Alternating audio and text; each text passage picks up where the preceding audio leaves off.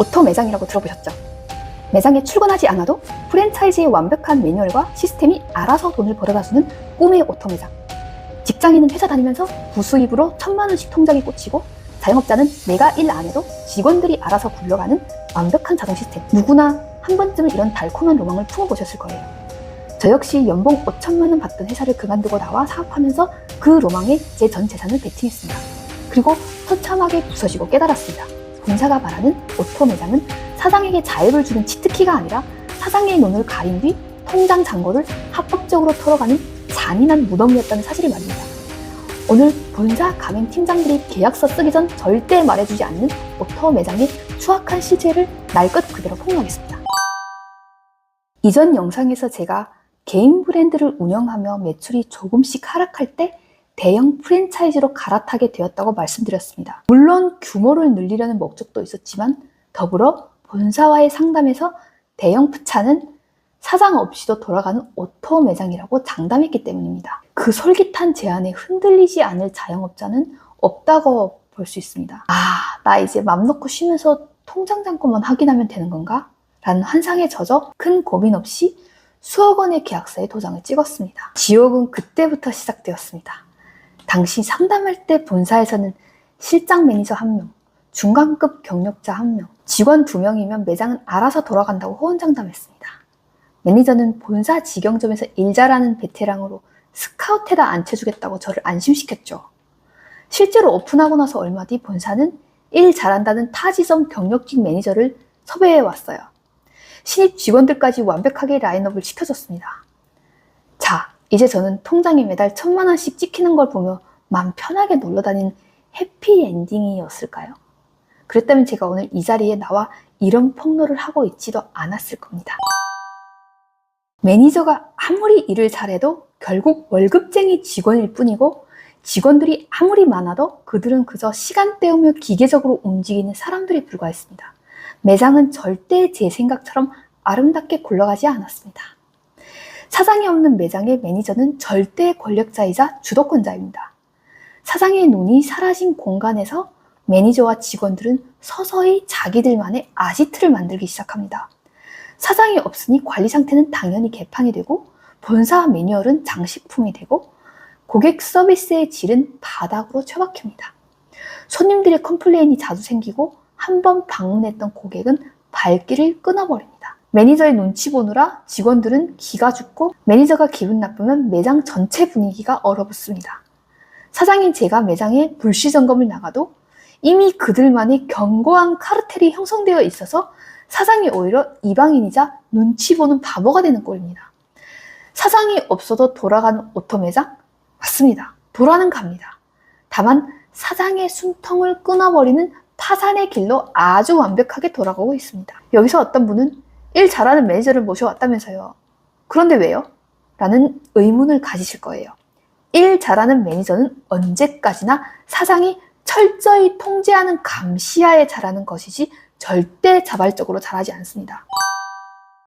여기서 어떤 분들은 또 반박하실 거예요. 제 주변 누구는 프랜차이즈 돌려놓고 맨날 나가서 골프 치던데요?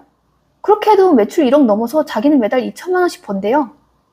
죄송하지만 그건 자영업의 약탈 구조를 전혀 모르는 순진한 얘기입니다.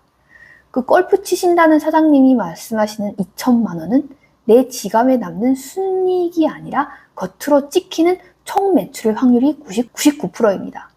오토 매장은 사장 대신 일할 매니저 급여에 직원 인건비까지 얹어지기 때문에 고정비 비중이 상상을 초월합니다.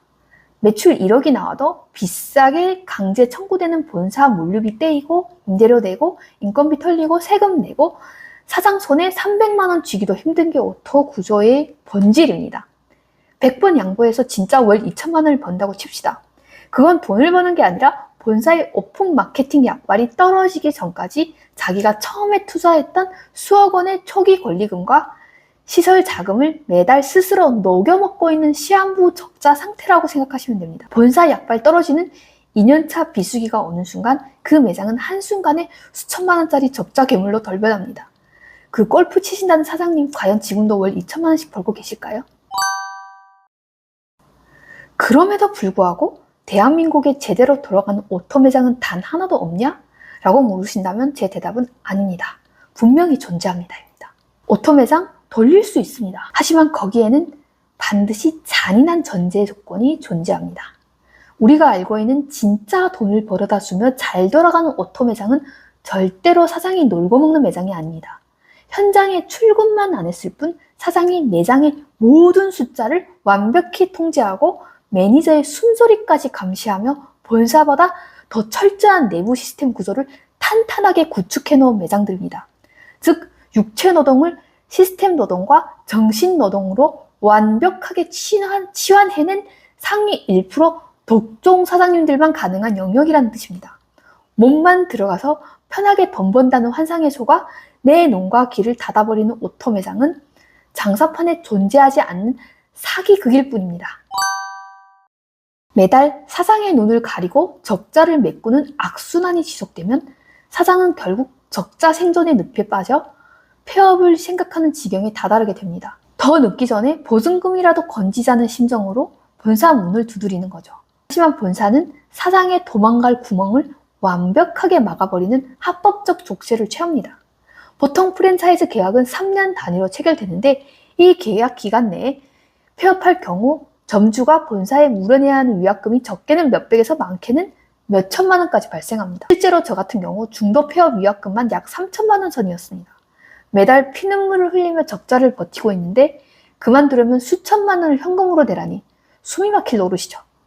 그래서 대부분의 사장님들이 차선책으로 생각하는 게 바로 매장 양도입니다. 하지만 냉정하게 생각해 보십시오. 적자가 나고 망해가는 매장을 과연 누가, 어떤 바보가 권리금까지 줘가면서 인수하겠습니까? 적자가 나는 매장은 양도조차 힘듭니다. 결국 그만두지도 넘기지도 못한 채 매달 괴물 같은 고정비에 전 재산을 갈아 넣어야 합니다.